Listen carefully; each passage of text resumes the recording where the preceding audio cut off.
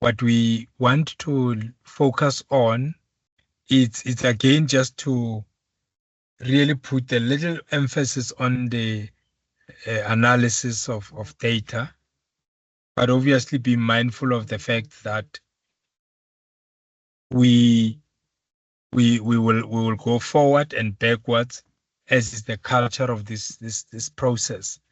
But again, the what is important today is we spoke about reliability and validity last week. That so we just hope that today we will be able to really create a better understanding amongst you on the qualitative data analysis, because I think we've been discussing data collection, data analysis, and all that from time to time. So we're trying to see if we can move forward. In terms of your proposal, Boitumelo, where are you today? Remind me what is your, where are you in your proposal again? Especially So because we want to talk data analysis today. so I have given my research proposal to my supervisor. Oh, We have one more meeting scheduled for final reviews before submission. For yeah, before submission for? so it's the topic that we're still at currently. Sorry, we're preparing the for the approval of the topic itself. Oh, I see. So you've had an engagement with your supervisor On the on the topic, topic. yes, yes, which she finds good, I could say. Okay, So great. the only Sounds thing very we're interesting. doing is just reviewing the structure of how I've placed the topic proposal Oh, okay. So you do have a proposal that is already gone in through your draft. supervisor at least, and then you'll have one or two more meetings to finalize, everything about it. Yes, Prof. Oh, okay. You don't mind sharing what the topic is about? No, I don't mind. It's about the title of the topic is analyzing the barriers on the. I just want to read it. So essentially, my topic, I'm doing it as part of a mini dissertation, as part of Okay. the requirements for my LLM in insurance law. And my topic is involves micro insurance and the slow or lack of uptake in microinsurance product in low income households or communities. Oh, okay. The slow or you said is The slow lack of uptake. or So lack. yes, What yes, what yes. what do you mean? What do you mean by micro Microinsurance. insurance? Yes, so microinsurance is a type of insurance product that was in the policy document designed to cater for low income communities. So, and a means of financial inclusion and creating accessibility for insurance products to low income communities. Oh, I see. Yes. So when you look at the low income community, what do you have in mind? Like, just for a person who doesn't work in the environment, when you say it's a low income, is you're talking economics right now? Like those who are like at school when they talk about those schools that are no fee schools and so on. So essentially, it will be middle class, just under middle class. Those kind of households who are not high earners or considered high earners that can't afford, for example, like Oh, okay. So you're actually dealing with issues of financial inclusions.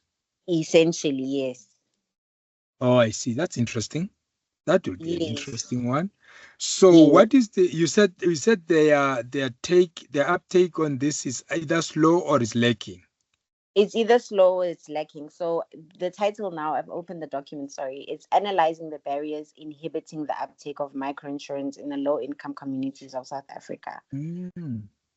Yes, so that's Now, the title. So I'm going to look at the initially when there was a policy paper on this, the the purpose of this type of product and introducing it in South Africa was to try and cater for those who typically couldn't afford normal insurance products. And so basically, I'm just going to be seeing whether those policy goals at inception have been met. And if not, what are the barriers? Is it accessibility? Is it distribution of the products? Is it financial education that's lacking? Mm, So basically, I will just be investigating the reasons behind that lack, I or the see. slow, or the Or the slow reason uptake. why it's slow. Yes. So who would you be? Well, I know it's a mini dissertation, as you said, for your fulfillment of your program, but Mm. who do you have in mind as people who are going to inform you of those reasons? So essentially, I'm going to be looking at mainly policy and regulatory framework, existing surveys. It's not necessarily the who, it's the what. Okay. It's more literature and yeah, I'm also going to do a comparison with the situation in Kenya, which is thriving in the microinsurance space. So Oh, they is also, it? yes. So it's not necessarily the who. I'm not necessarily going to be going and doing interviews with maybe the policy people and national treasury, but I will look at some of the policy objectives and papers that they've written on the matter. What from what you are saying, and I'm sure it's part of your literature review. What makes Kenya thrives on that, as opposed to maybe So us? I think this is it's a bit early for me to actually give a conclusive answer, but based on my preliminary reading of the data and statistics in the African continent, Kenya is the country that has the highest uptakes, and I'm not sure why that is. Hmm. This is the reasons why I'm choosing to write on this topic, because whatever it is that they're doing, perhaps we can consider for our own regulatory framework Yeah, or sure, policy sure, direction. sure. No, that makes sense. But do we have such services though? Do we have Uh, microinsurance? yes. Yes, we do. We do. We've had it for years. So the initial paper, or rather, I just want to use the word, the actual name of the document, but there was a document that was published in 2011 Okay. where it was introducing the need for this type of microinsurance product, and it saw that there is a gap in South Africa. So it's definitely required. And then from, I think, 2014, that's when micro insurance was introduced into South African insurance law. However, there's been a slow uptake. And I think that's probably why we're seeing a lot of, for example, the Kofi bill, which is more principle based, but is forcing financial institutions to have financial inclusion and financial education and vulnerable consumers as there's a strategic imperative. So Yeah. I suppose maybe now we'll see, after the coffee bill does come into law, we'll see an improvement in the uptake of this type of insurance product, because now financial institutions will be forced to consider the distribution channels. How do they get to the low income communities? For example, a township in Mm, Mamelodi, not many people know about the type of financial insurance products that are out there.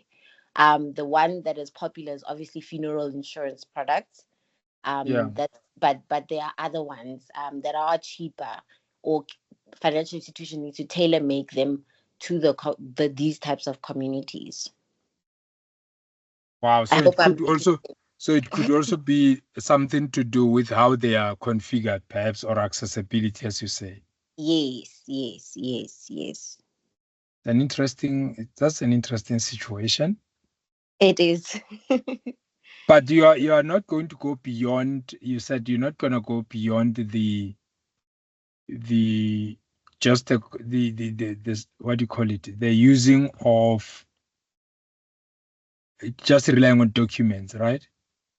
No, I'm not going to go beyond that. In a conversation I had with my supervisor, she suggested that because this it's very specific and Yeah. specialized field, there's no need to go above and beyond because the policy framework is there. However, now we're investigating why that policy framework isn't working, and it's probably more framework that's required. Yes. Mm. And again, because you said it's just for is a mini dissertation. So basically it's at the proposal level where you can just put the ducks in a row. Basically, yes, Prof.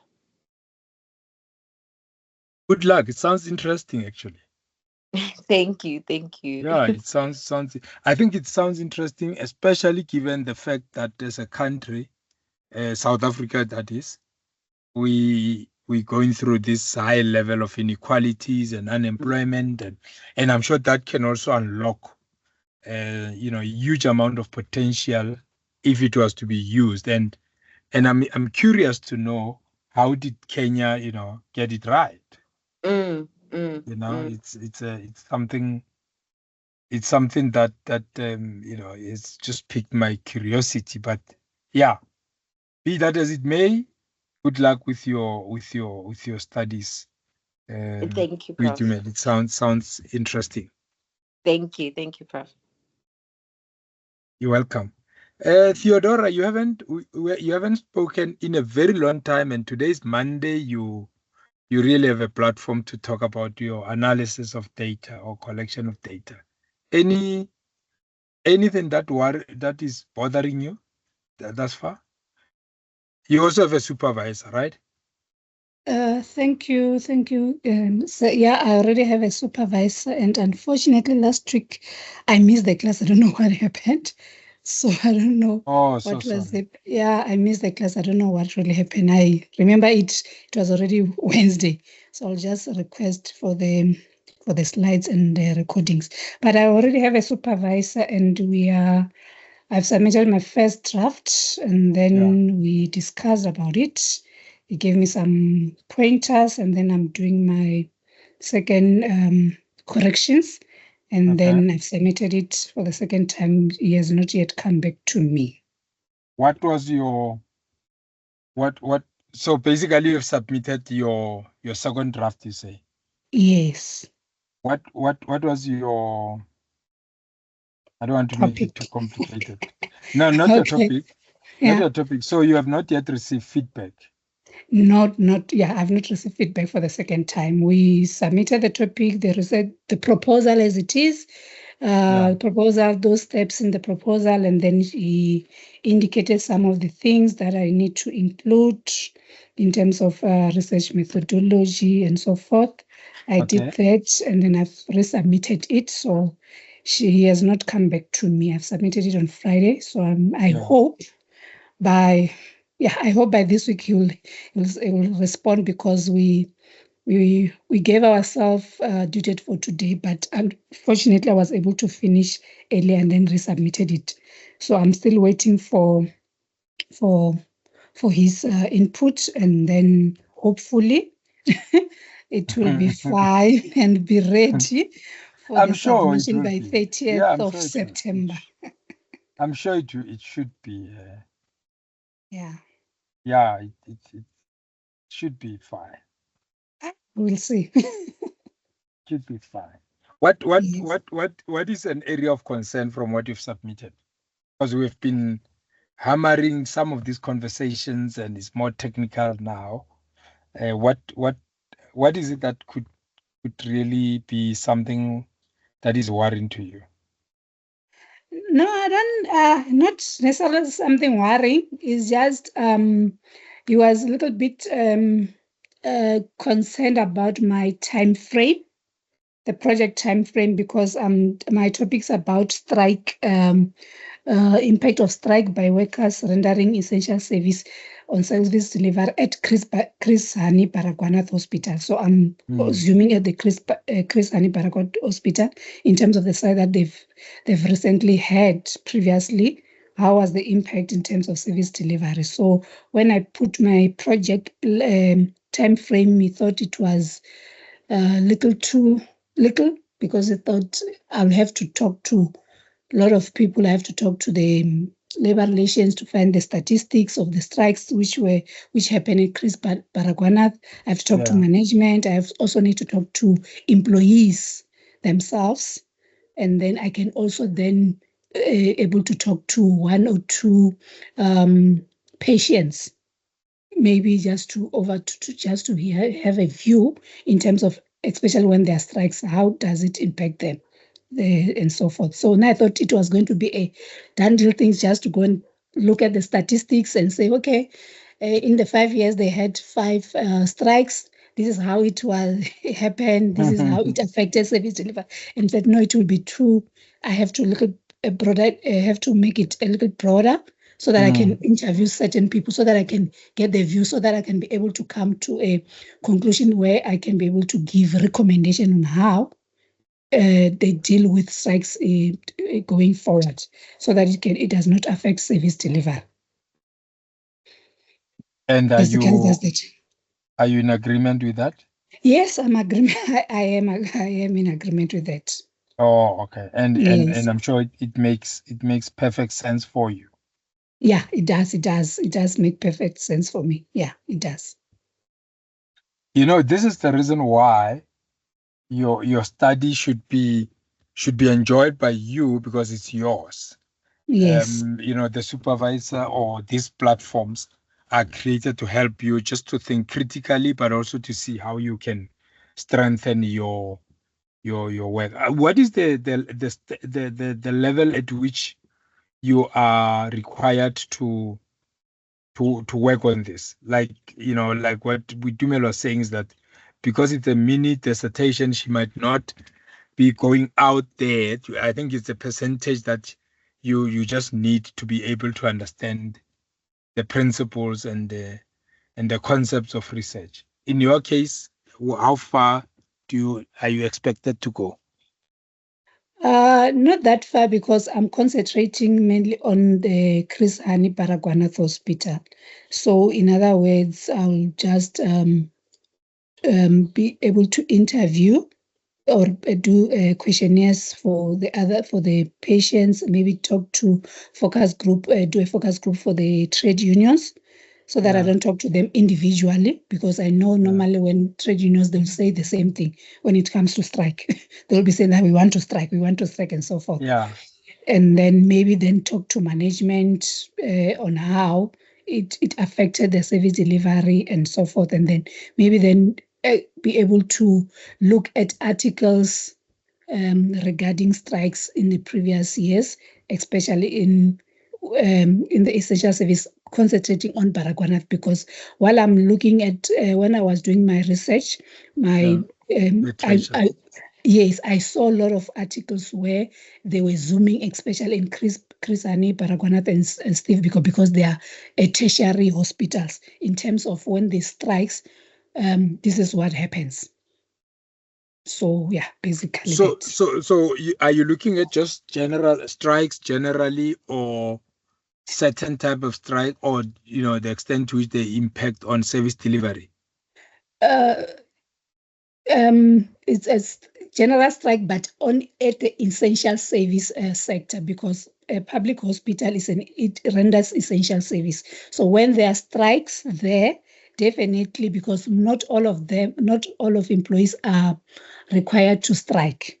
Yeah. It's others are prohibited, others they are allowed. But when looking at those who are prohibited, because if you look at most of the articles, even those ones who are prohibited to strike, they do go on strike. They do go on gates So and they walk defy. backwards. They So they defied, actually yes, defy the. yes. So So what are you then assessing? Are you then assessing? I mean, if they defy the conditions under which they are not supposed to strike, and they do strike, it will definitely impact on this essential services, right? yes, So what is your assessment about? Is it about exactly that? yeah, it's exactly about that, to say when they defy, what happens to the patients, to the work, to everything. in terms of the hospital. So if they define what really happens as the operation of the hospital, does it close totally or what? But are you then going to look at all the essential services, or you're going to look at particular essential services that you may like? I mean, essential services could be quite a lot of them, and within a hospital environment. Do you look at all of them in Bara, or you're going to zoom into specific ones that form part of the essential service? Just a thing, just a thought. Looking at the lists, those who have been declared in the public hospital, there are few, they're not too much. So, but I was thinking, I'm not yet decided, but I was thinking that looking at, because it's doctors, nurses, emergency, pharmacists, there are few, I can be able to look at all of them. Because the current list that we have, which has designated people in the hospital, is few. There's still discussion on saying they need to include like other people, like porters and cleaners. So they're not in terms of the hospital. There are a lot of employees, but there are few who are designated essential service. That when that services are interrupted, definitely the life or it affects the life and the safety and so forth. So I was thinking that looking at the list is not that too much. There are not more than 10 in terms of the list of essential committee. So I think I can, maybe that's what I can discuss with the supervisor. No, but remember now, remember now you can also, I mean, I'm just looking at your timing and your supervisor engagement. You could also look at, they fit into, there are some interdependencies of these processes, isn't it? For example, if you're going to look at all of them, let's say there are not many, there are about 10. But then you may find that in that 10, each area observation will differ. Yes. However, the point of entry and there might be something that brings all of them together, which you wanna, because if you're going to look at 10, it could be quite difficult to measure all 10 in the way that they're impacted, right? Okay. When perhaps this is just a suggestion, perhaps, I mean, if you sound to me that it sounds to me that you are familiar with the processes within the hospital. So for example, perhaps you might want to zoom into one and see how it impacts on everything else in terms of that service delivery, from the point of entry, admission, treatment, and so on. And that may actually be similar, perhaps to some degree, to other 6-7 other services in the same way, because the impact will be an impact, but it will differ in degrees. I don't know whether I'm making sense to you. No, you are making sense. I do understand. For example, I mean, an ambulance. I don't know whether an ambulance will go into an essential service or not. I think it will. So if you take an ambulance, then there's a driver issue, right? Yes. Now, if there's a strike, maybe the driver is on strike. It affects, the services, the ambulance services. And the porter, for example. So some of these services may come across as if they are not as crucial.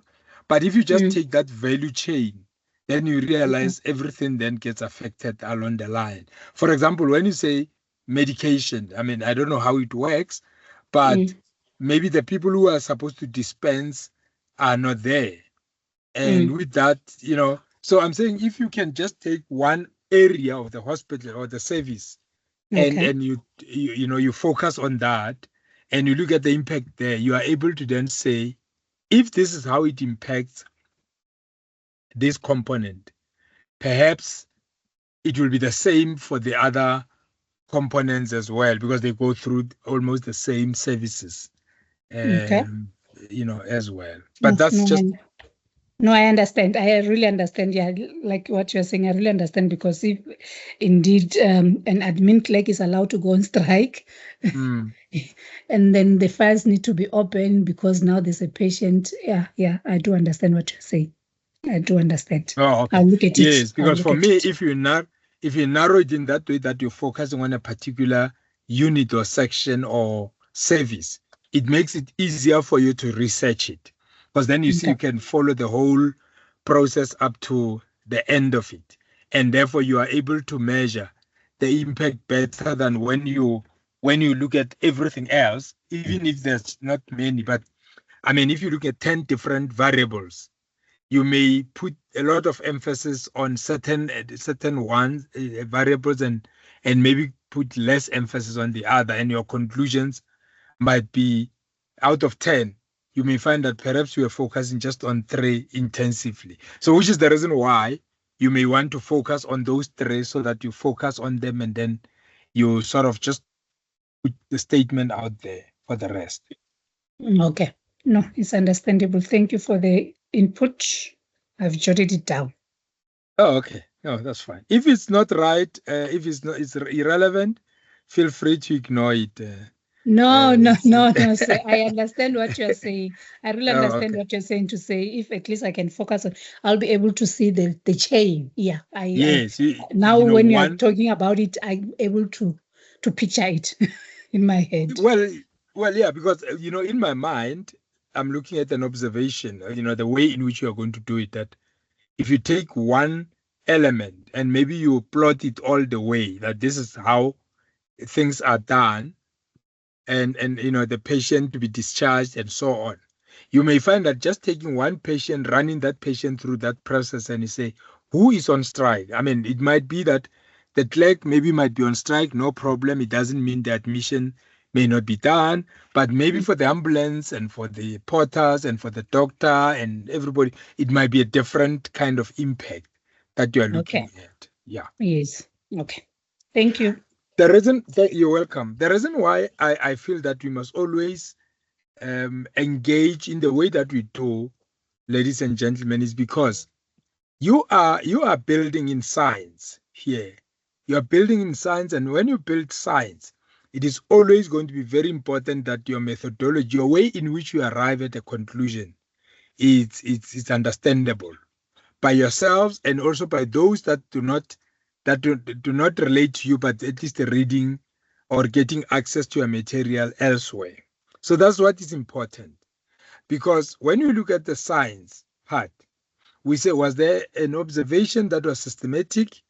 Was there control? In other words, when you look at para, are we able to see a particular unit or a section in para, not the entire facility? And is this work that is done replicable? Can I replicate it, or reproducible? So in other words, if I do what you have done, I follow your footsteps, would I come to the similar conclusion? That's what makes scientific discussion believable.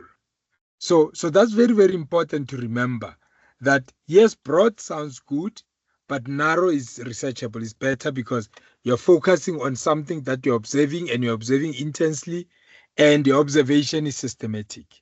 And then you can make general comments on based on your the data that you're now sitting with, and the possibilities that you are seeing as you work with the data.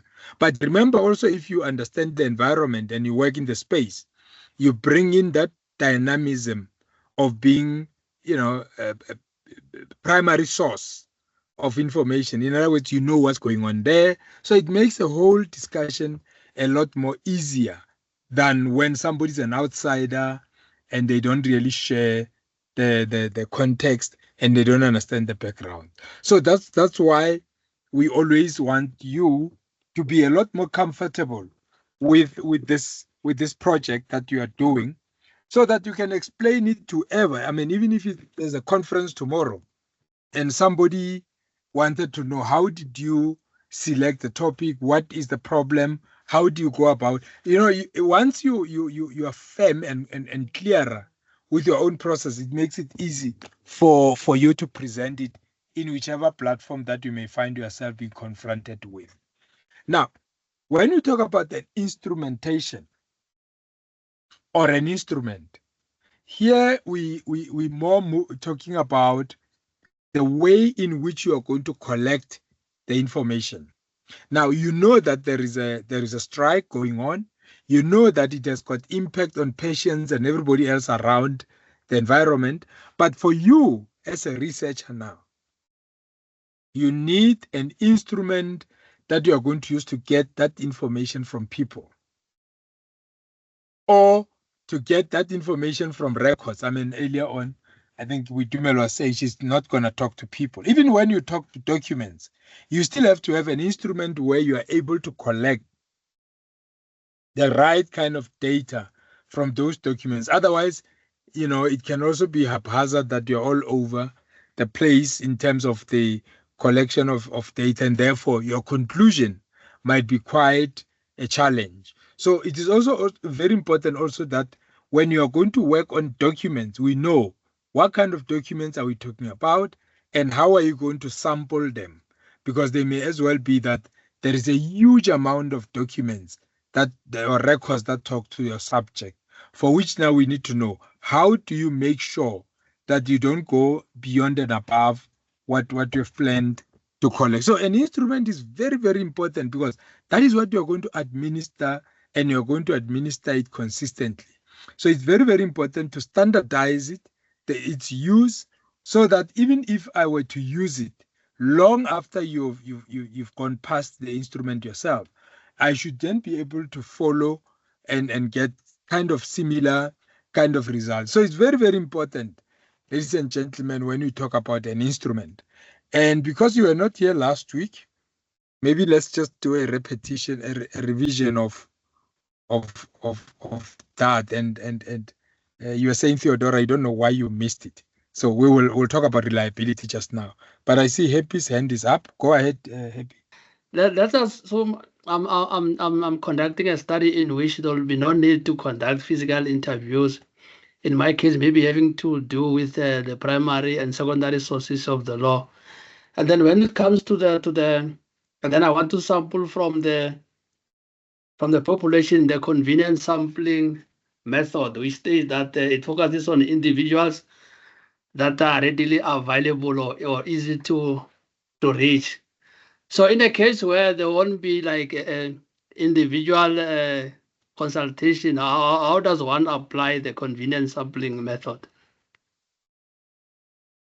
So what is in this case, what are you going to sample from? Because you're not going to talk to people, right? You're not going to interview anybody, right? Yes. So you're using sources such as records and cases and so on. The legislation, yes, and the journal articles. I don't know then why would you then see that as convenience?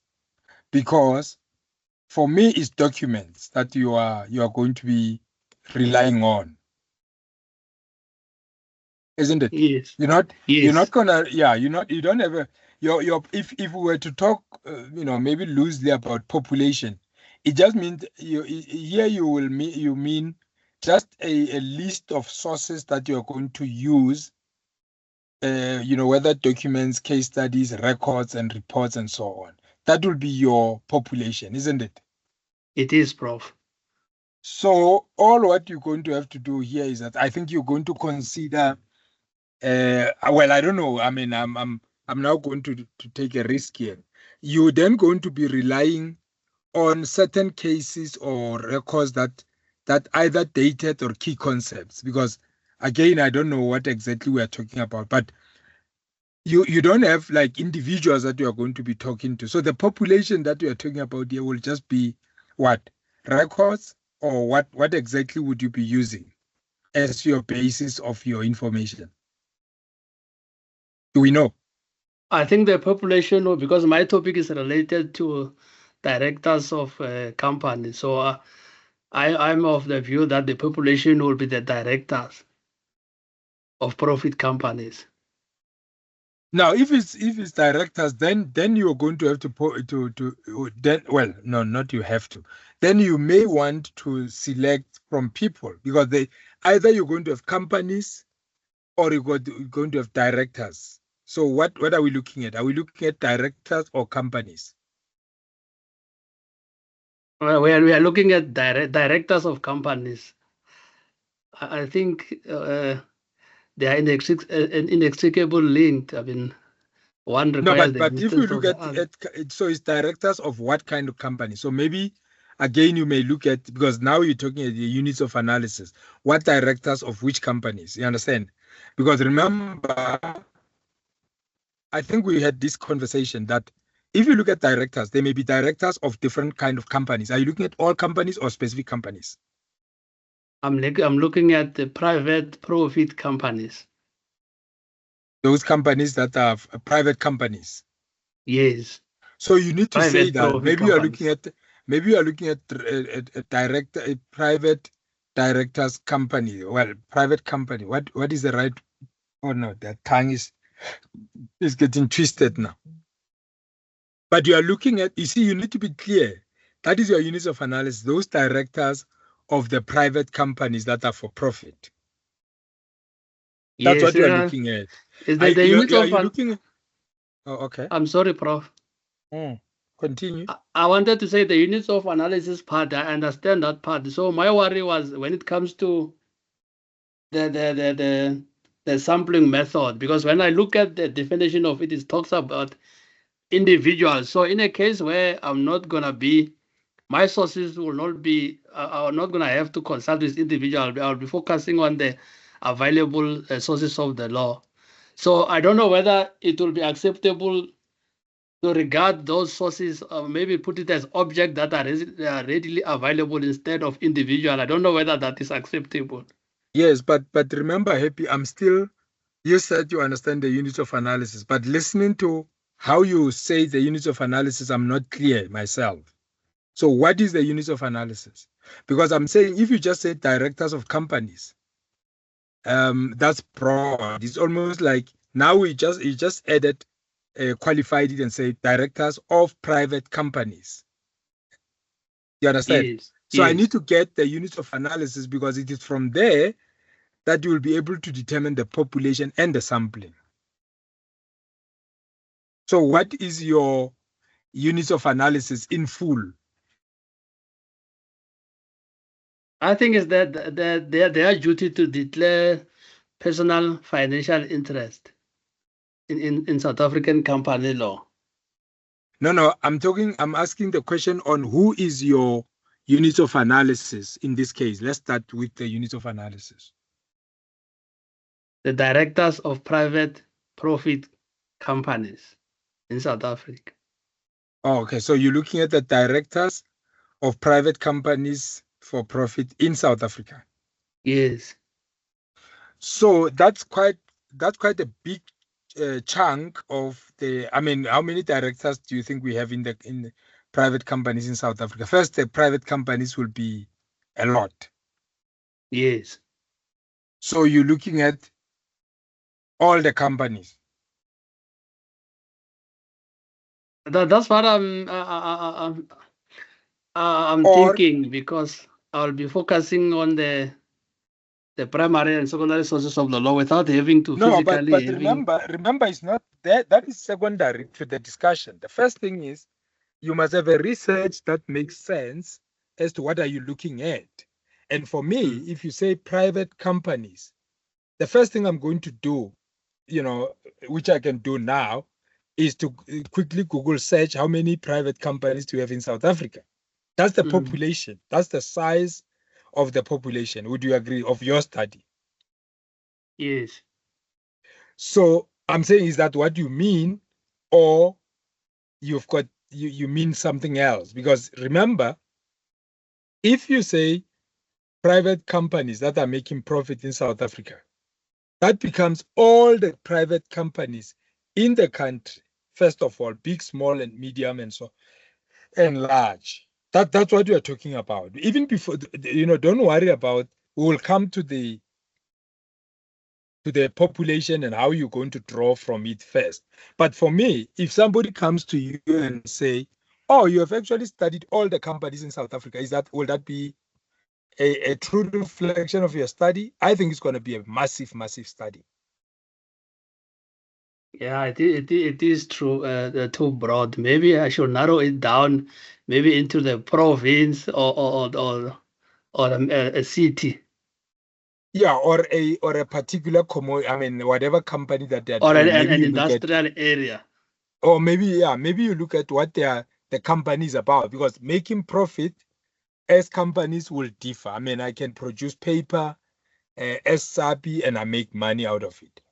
I can produce, consumables for cars and I'm a private company. And I may be large, small, medium, and extra large. Where are you? Because as long as you are a company, you are registered as a company, whether you make small profit or large profit or, mega super large, you remain a company. So Yes. you're is that you see, that's what I'm saying. What are we looking at? Because then the size of your population, in the way that you've just said it now, is quite massive. Yes.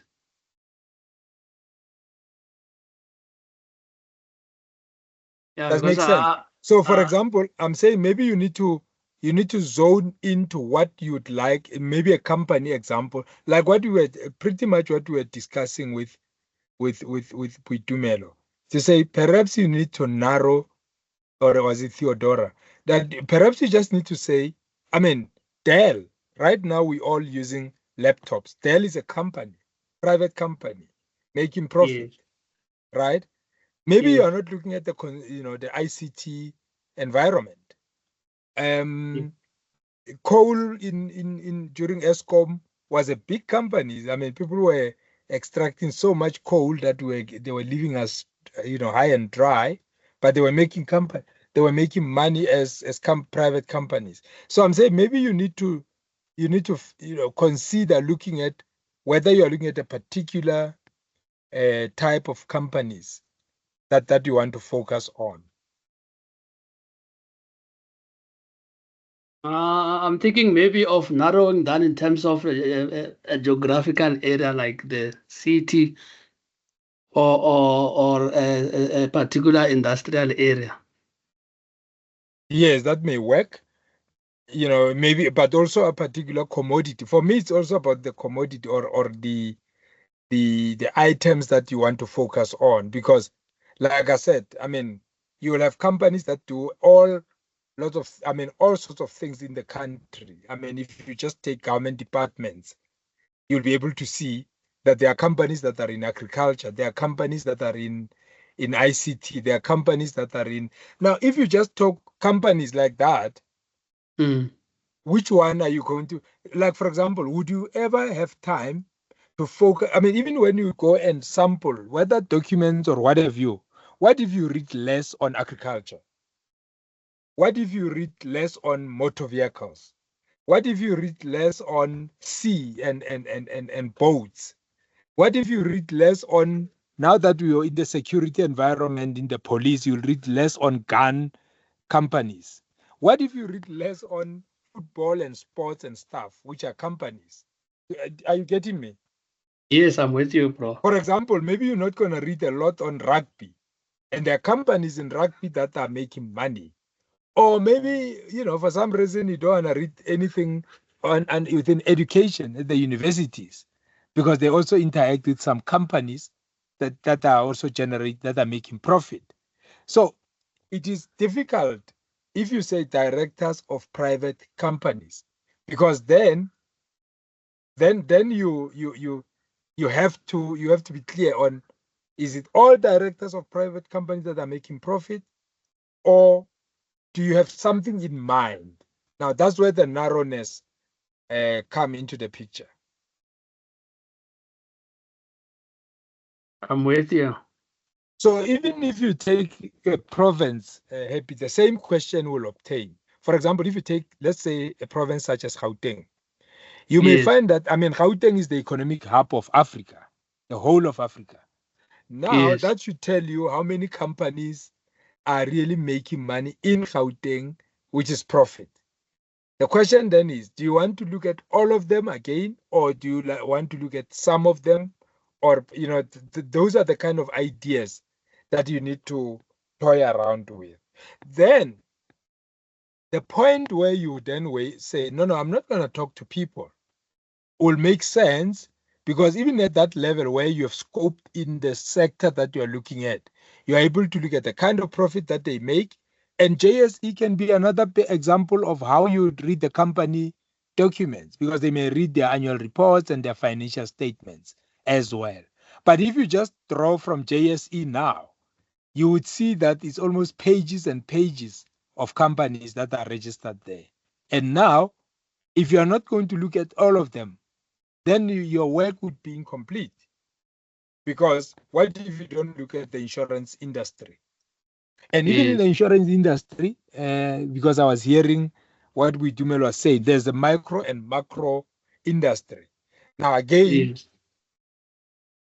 so I think the point I'm trying to say is try to narrow your research to a sector and then delve deeper into it in terms of the reading and everything else, so that you've got a focused intervention or engagement with those companies. I'm with you, bro.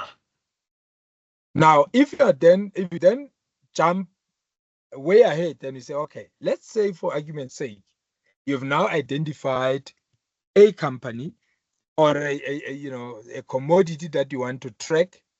You now say, okay, I want to look at the issues of those directors of those companies. So now let's say you've got a company that is dealing with arms deal, that arms deal company that is selling arms to all the conflict countries in the world. Now you're able to say, okay, I'm looking at the directors of those companies that deal in arms that they are selling. Now, remind me, what is it that you want to focus on for those directors or those companies? Their duty to declare personal financial interest. Oh, okay. So now you take a company like Armsco. I don't know whether that will be the right company. And there's an allegation that they were supplying arms. You remember the story by the American ambassador that they are providing arms to Russia. And then you go there and you say, let me look at the directors. In terms of the legislation, they are required to declare, right? Yes, but in case of Amco, it used to be a state-owned company. Oh, So okay, maybe I in picked this the wrong instance, example. we are focusing on private profit Yeah, companies. no, maybe I picked the wrong example. At the point, I think I was trying to just say, let's assume it's let's say Mercedes-Benz then. Let's leave Armsco. Now, let's say Mercedes-Benz is a company. Now you're looking at them from wherever they're planned, and your issues, the directors, they have a duty, an obligation to declare their financial interest, right? Yes. So what is the question? Is the question, are they declaring their financial interest or are they not declaring? Because if they are not declaring, that's unlawful. Is the assessment of such duty to declare. What does that mean? Maybe I should put the topic in full, and an assessment of the director's duty to declare personal financial interest in South African company law. What are you assessing there? Let's take Mercedes-Benz as an example. And they've got 15 directors. What is the assessment? Maybe I can say to what extent are they required to declare such personal interest? Okay. And is there an option? Can they not declare? For me, the law says they must, right? They must declare. Yes. So what are you asking the company to do? To maybe to strike, let me say, to put it this way, to strike a balance about the competing interest, constitutional rights of those individual directors and the company to their rights to freedom of trade. Because remember, both as an individual and the company itself as a separate legal entity, they are covered by the constitutional right to freedom of trade. So, for instance, one may argue as a director of a company may argue that I also have a right to freedom of trade. There are certain things maybe one may consider not maybe important to declare. No, let me, let me understand something. Let's use, can we use this example of Mercedes-Benz? Sorry about that. We can use MTN, we can use anybody. Yes, So I'm saying these are the 15 directors of Mercedes-Benz, right? yes, In terms of the law, the company law, they are required to declare it's an obligation for them to declare their interest, right? yes. So what is your research question? What are you assessing? Whether, because it's like the declaration is compulsory, it has to happen. Yes. So what is your point of inquiry? As to what extent are they required to make such declaration? As I've indicated, that maybe one might consider some of the things as not having to do much with the company on which they are directors of. Maybe in other cases, should they declare maybe the company that they are currently serving on might frustrate their business opportunities or those type of things, considering maybe there are also their constitutional right to privacy and those type of things. Okay. Are you suggesting in your research that you'll be, I mean, like I said, I'm working for Mercedes-Benz. I've got interest that I will declare this is what is the law required. Are you suggesting that they shouldn't then be declaring, or what is the question? The first thing is, do you agree that they should, it's an obligation for them to declare their interests? Let me maybe put it this way, Prof. Like when we Okay. say there's an obligation to declare, I think it is too broad that each and everything that they are doing, whatever financial interest that they have, like they are supposed to declare. So Yeah. I'm under the impression that there should be some form of certainty as to what extent are they legally required to declare those financial interests without having to find themselves maybe contravening the law or declaring what they were not even supposed or expected to declare. Yes, Because in but other remember, cases, a company might remember now, also. I want to. Mm, Sorry, Prof. sorry, I I wanted to say interjected that in you. other instances, a company I apologize. No, I'm might saying also I allege that. interjected you. I want. I wanted to say that in other instances, a company might also allege that one of the directors maybe took maybe or still maybe their business opportunity, those type of things. Okay, you are doing research. You are the researcher.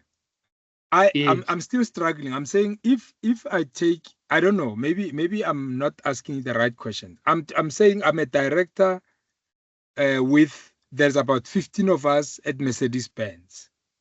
Now yes. we declare our interests, immediately with Mercedes-Benz. I'm saying, take me through that where I am now, where I'm saying here is Mercedes-Benz. What is the question? What is the research question that you are answering or you are asking, for which you want answers for? It's how to strike a balance between the competing interest of individual directors, the competing financial interest of individual directors, and that of a company as a separate legal entity. Yeah, but take me through Mercedes-Benz. I'm saying use the scenario that I'm trying to sketch. We are 15. We are directors in this company called Mercedes-Benz. What is it that you want to know from the 15 of us? The company is called Mercedes-Benz. The Yes, directors is us, all of us yes, here.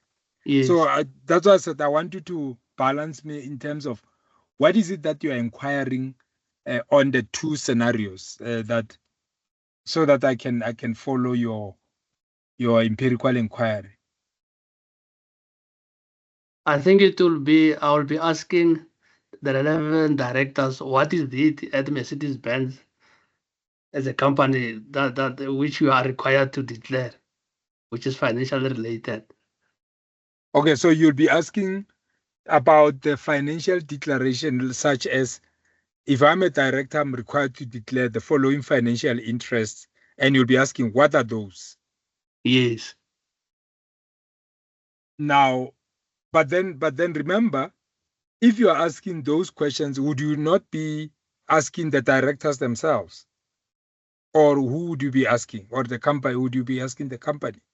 For you to get those interests, those financial interests that they declare, shouldn't you then be asking those directors or whoever else, that the secretary of the company or whoever else that is dealing with issues of interest, or the ethical manager or executive? Shouldn't you then get that person to talk to you? Yeah. Sorry, I think it will be better to be talking to the secretary of the company, because I think the secretary of the company will be in a better position when it comes to all the relevant information in respect of the company. How does the Yes. company Now, operates and so forth.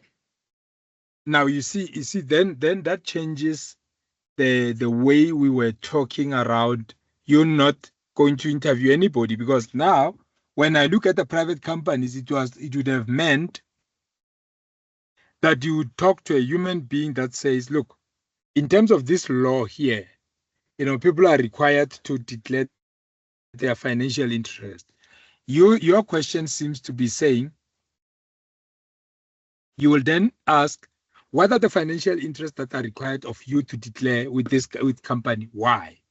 And as they list them, you then they get listed. These are the kind of things that we expect from the directors, because first of all, it is by law that they must declare. Otherwise, then the company will be in trouble if they don't. Now, then they list them.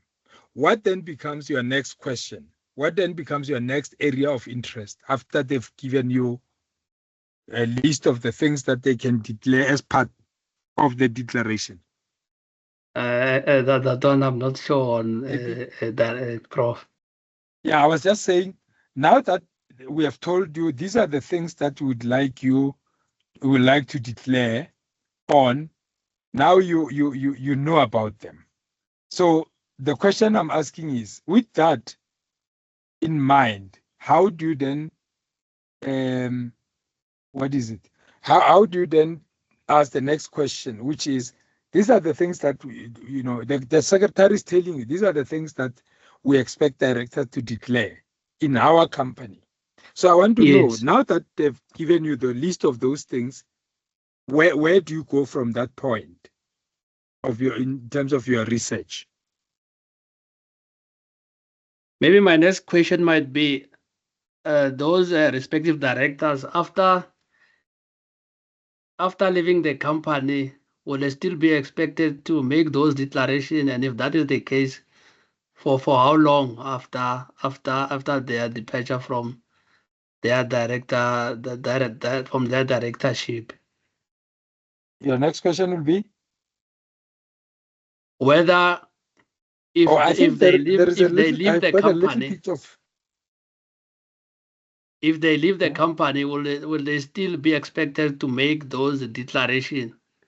And if that is the case, for how long after leaving the company will they still be expected to make those financial declarations in respect of their former company? after leaving the company. Is Oh, okay. Now, what there you are what are you testing there? You're testing the period. You say you're testing the period after leaving the company as to. Okay, please tell me what are you testing there? whether after leaving the company will they still be expected to make those declarations? And if the answer is yes, for how much period will they still be expected? But what does the law say in terms of what you are testing now? What your own research is looking at what? I mean, Are you now they may say, okay, after leaving the company, maybe we don't ask of them to declare anything or whatever the case might be. What are you testing there? What are you trying to establish there as a principle in your research? You know what I'm trying to get to, Happy? I'm trying to get to understand what are you researching? Because as I said, I mean, if you ask a company now, the declaration, they'll tell you their financial interest that people declare as directors for as part of the appointment. That you can get. But the question is, what is it that you are trying to establish, just so that you get to the point of your inquiry, which is your research. That's what I'm trying to work around. I don't know whether I'm making sense to you. Maybe Yes, I'm the one who does not understand what. you do make sense. There's been a number of cases, Prof, where in directors, maybe if they anticipate that they are having a financial interest, there's sort of a conflict of interest. Others, they tend to resign in order to avoid those type of things. So because according to the company law, directors of companies are post resignation are still they still have a fiduciary duty to act in the best interest of the company. So the post liability is there in order to cater for those type of things. And I will still be asking after post resignation, they are still liable, but to what extent, or for how much, for how long would they still be expected to be owing those company fiduciary duty? Happy, let's finish your discussion, because I think I would be feeling a lot more uncomfortable if we leave your discussion unfinished like the way we started it. So Yes, bro. yeah, I think from the beginning, I'm saying consider from the units of analysis, your directors of your private companies, but you may want to look at a particular sector or business or commodity of the private sector and maybe the geographical area. If you don't agree with that, I don't mind. So does it make sense to you? It does make sense, bro. Now, the other thing is, even if you talk about the directors of private companies, those companies that are making profit, let's say, for an example, we're talking about the ICT companies, which could be thousands and thousands of them. Maybe you need to look at the sizes of these companies. Isn't it they're small, medium, multinationals, and so on? Which companies are you looking at? All of them, or some of them? Because remember, small, medium, large, and multinationals are not at the same wavelength. What are you looking at? When it comes to profit margins, I never considered that aspect, Prof. But as with your advice, I think it will also be important for the purpose of narrowing the scope of my research. Yes, I mean, the guys who are running Amazons or the SAPs in the German companies may not be the same. Remember, there's also issues of accessibility as well. So you may find perhaps it might be very difficult for you to look at directors of Amazon in Cape Town, which is an international company, or these companies that are delivering parcels to us. Maybe that's not what you are looking at. So consider that as well. I mean, courier companies are quite big business now, and there are directors in there. Yes. But what I wanted to move to quickly with you was, now that we know that you will be looking at the directors of those private companies, and you want to talk about unless I'm getting it wrong, Happy, in terms of the declaration of interest. So do you Yes. want to just know whether they declare interest or whether they do not declare interest, which is a compliance issue? What exactly are you looking at? If you were to use one way of explaining this, what would you say you are looking at?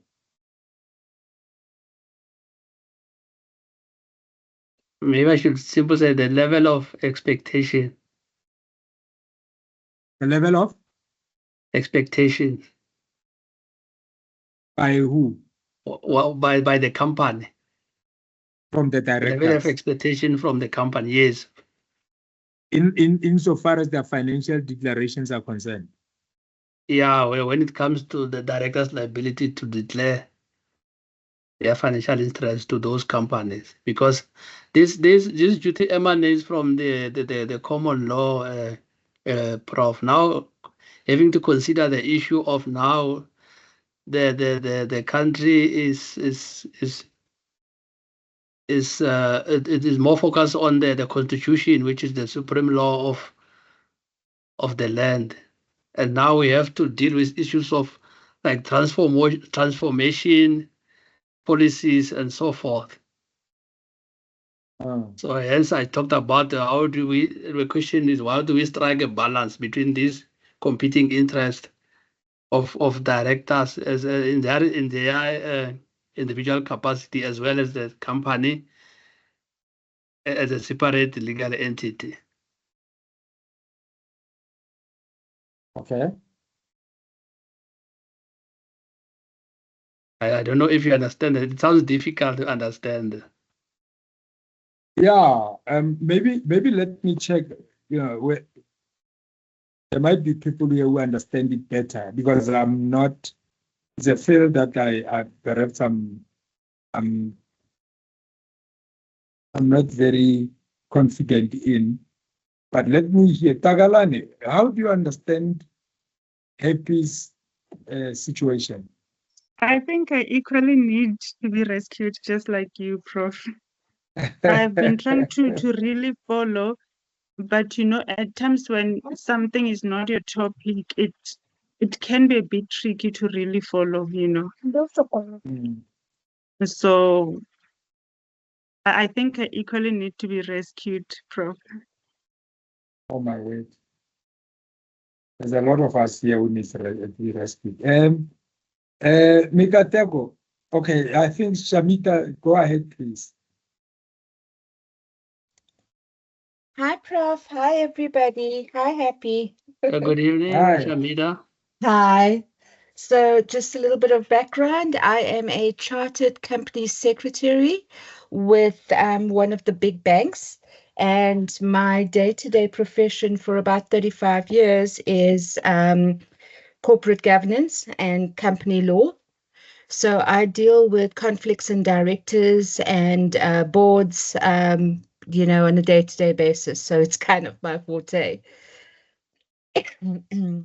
So Prof asked, and I've been listening or trying to follow very closely with the conversation. And I think really for me, the basis is Happy. What you've got to look for is the basic kind of foundation or question.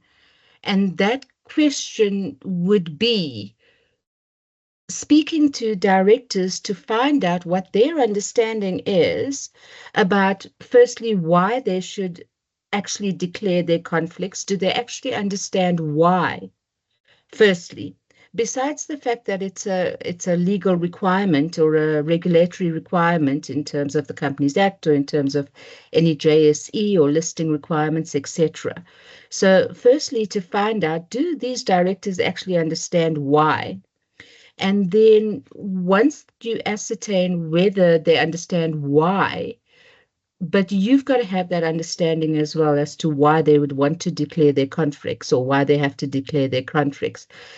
Secondly, you know, this kind of goes into directors' fiduciary duties, where the directors, it needs to be quite clear that the director of any entity has a fiduciary duty towards their fellow directors, and declaring those directors' interests or their conflicts then allows them total transparency for their fellow directors in a board to place trust in them as a director, right? And if they feel that they need to hide certain things or it's nobody else's business, then one needs to then question, should this individual be a director in the first place? Okay, so this last sentence on this slide here says, researchers against overgeneralization. And I think maybe your topic is a little bit overgeneralized. I think it may be a little bit more important for you to perhaps think about the foundation of what is a conflict, what is the reason for declarations for directors, and what sort of information is put out to the board when a conflict is declared. And is this really fitting the purpose? And for me, as a company secretary, the purpose is really the fiduciary duties, firstly, and secondly, that there is no underlying reason and that there is transparency, that you are working for the good of the company when you are sitting on any board. It's not to gain any insider information, etc. So I think, maybe the topic is a little bit too broad, and maybe you should focus on why first. Why conflicts of interests are in there and needs to be declared according to the act or the law, and then from that be able to, and as Prof says, and I agree 100%, there are a million different types of companies and different types of industries. So I have worked in various industries over my career, and currently I'm in banking. I have worked for manufacturing, construction, etc. And the conflict of interest question comes up with various aspects.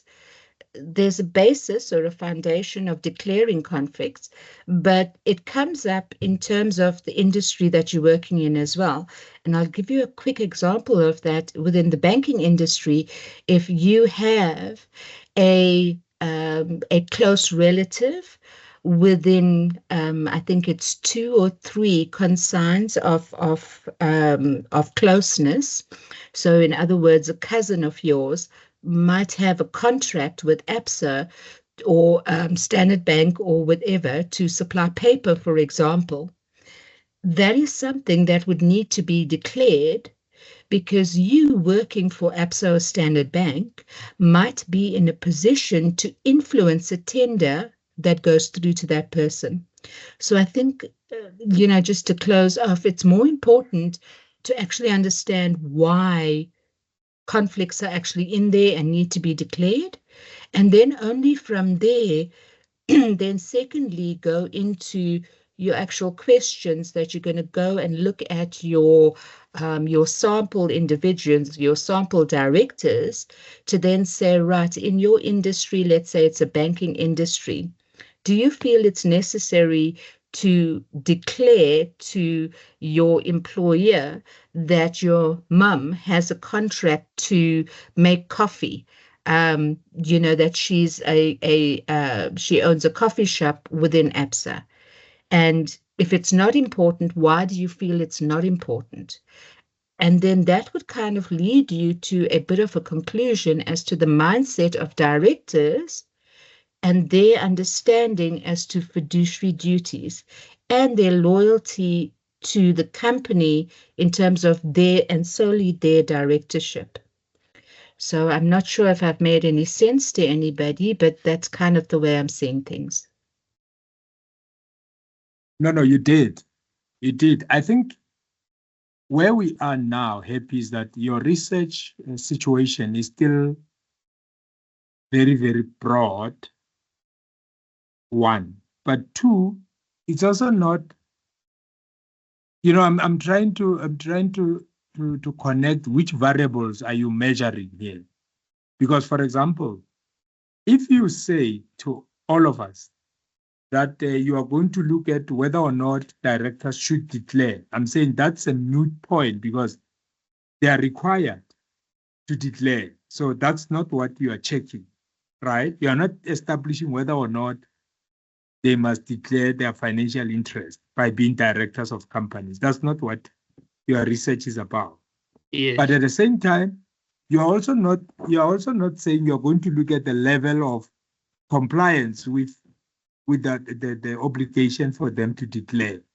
That's not what you're assessing. You're not saying, I want to see whether or not companies that are declaring what is the level of compliance. That's not what you're saying, right? Yes, yes. So now we start with what exactly then is the variables that you are trying to establish.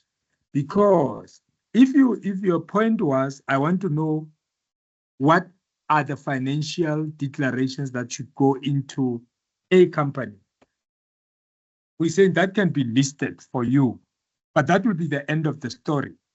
But that doesn't seem to be what you're going on. And we want to really get to the gist of, we want the penny to drop in terms of your research proposal. But it's a bit difficult because you are the one who's supposed to let us into it.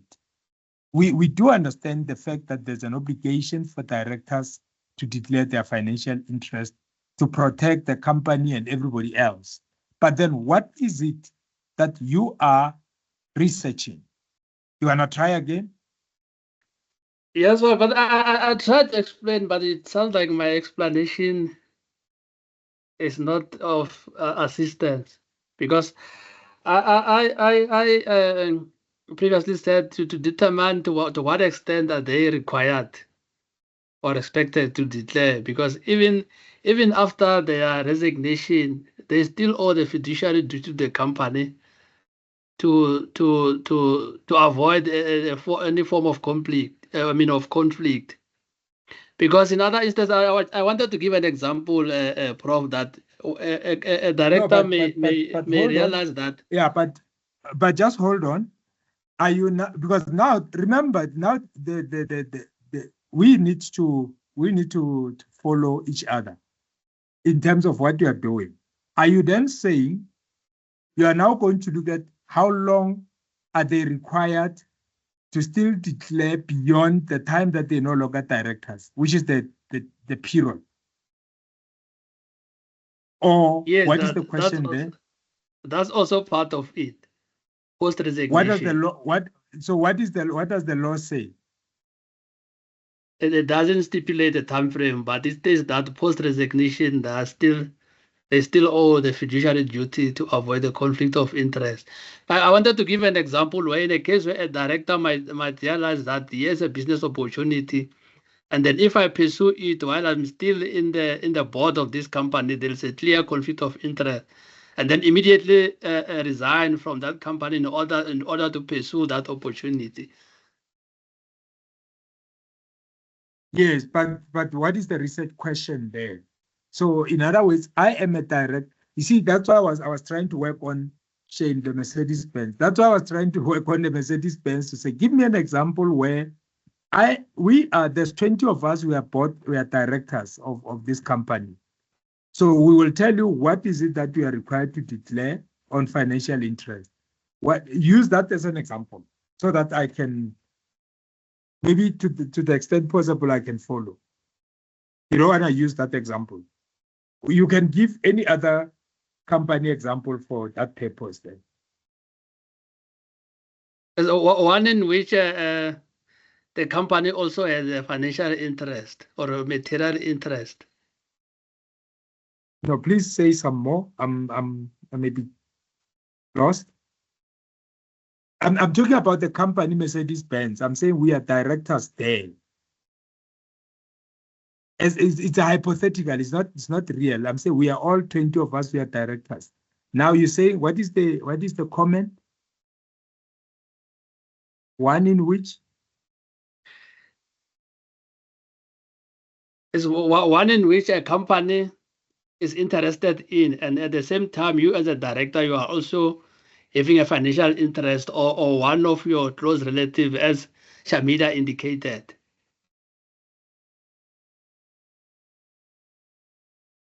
Yeah, but I'm not full. I'm not sure I'm understanding your point. Can you connect the sentences? Okay, you say one. What do you mean?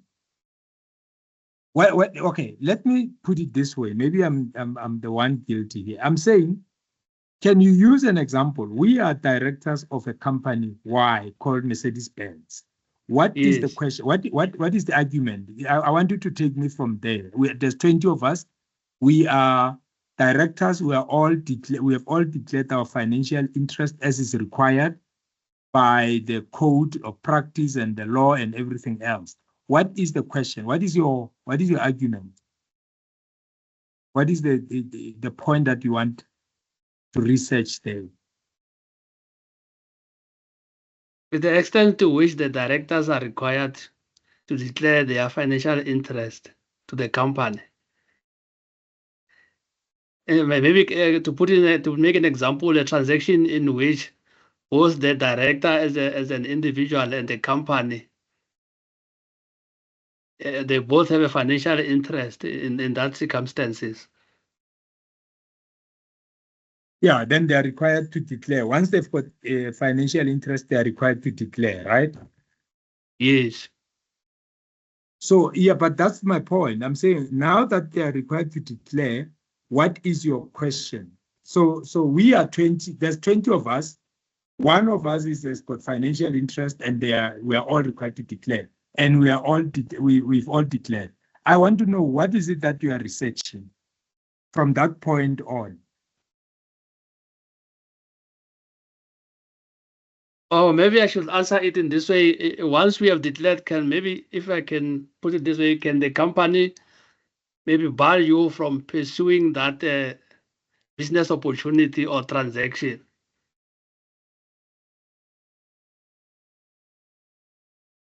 Okay, I see Mpafudi's hand was up. Godfrey, please go ahead. Yes, Prof. Let me maybe try to add something that comes when you are busy discussing with our student here. Because with what I'm evaluating from, I'm assessing from the topic, ne? Mostly when we speak about in terms of what he's talking about, I'm thinking how he's putting it. Maybe he's putting it in the different form, because the question maybe I'm thinking that he wants to go into is what the common law or the statutory and common law obligation of directors in South Africa in terms of, say, in terms of liability or disclosure of interest, and what does the legislation says in terms of conflict of interest in terms of the directors and the challenges that the companies are encountering in terms of directors not disclosing. I think it's based mostly on he must go back and ask those questions. They are retrieved actually from the legislation. They are retrieved again, those questions from the disclosure of interest, and they are retrieved again on how does it hinders the shareholders when one has not declared his interest in terms of the company. How does it affect entirely the corporate law or the legislation framework? I think it is what I'm thinking is trying to put it across, but in a different manner. But I'm thinking that he must go back and try to retrieve those questions in terms of his variables and his independent variables, because are the same ones in terms of his titles, where the questions he must obtain them almost from. Thank you, colleagues. Okay. Any reflection, Happy, from what we just had now? Yeah, I think, thank you, Godfrey. I think he is right, Godfrey. It is regulated by the common law and the legislation, the company law. I think is under Section 75 of the Act. Because the other thing, the question that needs to be clarified is that the current legislation has to be, interpreted in line with the Constitution. because the directors should declare it emanates from the common law as I previously indicated. Then my question is, to what extent are they required to declare in this? Maybe I don't know how can I put it. Okay. Do you allow us to move on with the understanding that attempts? Okay, Shamita, you want to come back? Thank you so much, Prof. So, Prof, I don't know if I'm getting things completely wrong, but if I'm listening to the discussion, I think happy is more kind of on the path or a mindset, and please forgive me if I'm incorrect, happy. It's more in the path of a mindset of writing writing a paper, basically writing an article on what there is and how far you should go. I think there needs to be like a bit of a differentiation here, because there might be a misalignment in terms of writing a research paper, meaning there's a question to be answered, as opposed to writing an article or a paper about how far you should go, what are the laws, what are the regulations, what should be done, what should you do in this circumstance or that circumstance. So I think that there might be a misalignment. The idea that Happy might have is to clarify those questions by putting everything together in terms of the different laws, rather than asking a question that needs to be done, which is a research paper, as opposed to a paper on. So I don't know if I'm right there. I'm Happy. Okay, so let me check with you again, Happy. How far are you with your proposal right now? Where are you with the proposal? I've submitted it. I'm just waiting for a response from my supervisor. Oh, okay. Yes. I think that then maybe allow us to give you a break on it for a moment. Let's hear what the feedback is, because perhaps you hear what our views, and we may be advised to just wait for the feedback. Would that be fair? Yeah, I think it will be better to wait for the comments from the supervisor, and then we'll take it from there. Yeah, I think so too. Yeah. I think Because all what you're saying is there is a good sense that you have done some work, but you also don't want to do damage to it already, because it sounds to me that there has been some good work done already. Yes. But for me, I would still say that to make it easier for yourself, you may want to go back and see how you what is the word I'm looking for? I don't wanna how you beef it up, if that's the correct way to use. Yeah, not that, Prof. Okay. All right. Okay. Let's see what we can do here. I want to quickly go to maybe the advantages of organizing data in case you have collected it. And the good thing is some of you are at different stages of this process. So we're just gonna run through this quickly. Once you have collected data, because that's what research is about. You go out, you collect data from a sample, whether probability, non-probability, which you draw from a population. Once you got that with you, it is always going to be advisable that you sort that data out. So sorting data out will include making sure that it makes sense to you as well. Right? Because otherwise, when data comes, it comes in the way, shape, and form that may be disorganized. So you sort it out. The issue of recording, because as you receive data, you may want to start recording. And when you talk about recording, now that there is so much that is going on with the computers, you could create a spreadsheet. A spreadsheet where you look at your kind of data that is at your disposal. For example, if you're looking at, let's say, gender distribution, as you capture data, you might say, okay, how many are male, female, sort males one side, female the other side, and the other. So all you do, you capture now the information because it's at your disposal, or you record the information. Right now, there are formulas that you can use to really calculate complex mathematical and statistical formulas. For example, if you're sitting with 300 or 400 cases, all you can do is how many of these cases are male, female. So you can have so you can work out formulas on that. You don't have to do it yourself, because if you're not very comfortable with softwares and stuff, you could actually just ask your friend, your colleague, your son, your daughter, your IT employee. Anybody can do that for you, because they can just simply put that information in order. Then you can start working on graphing, where you put in graphs as to how many of your 400, how many males are there, how many females are there, and how many others are there. I mean, there could be graphs that show us that information, and so on. And you also have the what ifs, as they say. Electronic spreadsheet, can manipulate and perform calculation on large bodies of data.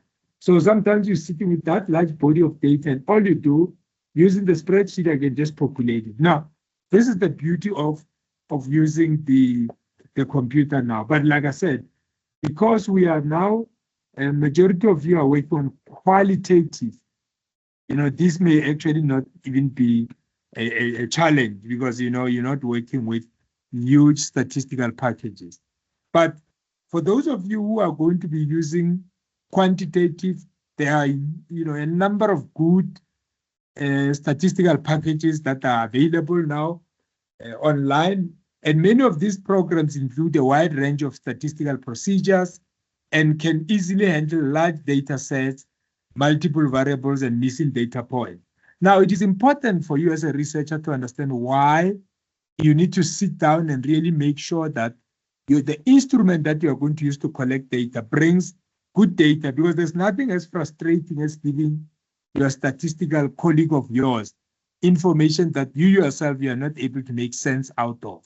Then it becomes so useless, but it can also be so cumbersome for the next person. So it's better if you know exactly what you're looking for and how you're going to analyze that information. There are statistical software programs that have become increasingly powerful, and they're user-friendly. And in most cases, these programs are logical and easy to follow. All you do, you punch in information, and on the other side, say produce a graph. So you can play around with all the different kind of graphs, in your space. Now, there are 4 steps in qualitative data analysis that you can think about. And these steps are not necessarily linear, but it's just for you to understand. It's data collection, then you do reduction of data. So meaning you're taking in information that is relevant. I mean, when you talk to people can give you rich text, but it may as well be that not everything that they're saying is going to matter at the end of the day. So that the deduction of data, data display, conclusion drawing, and verification. So you can just go through all that those steps again. Collection of data. Once you collect it, you start deducting some of it. So in other words, you do reduction to reduce that which may be for you maybe either repetition or irrelevant, whatever the case might be, depending on what kind of data you are looking for. Then you have a display where you look at it and you start working on conclusions from that data. So some of the steps, just in a nutshell, could include, for example, condensing the data, because human mind can think about only so much. So you need to boil it down to more compact entities that your mind can reasonably handle.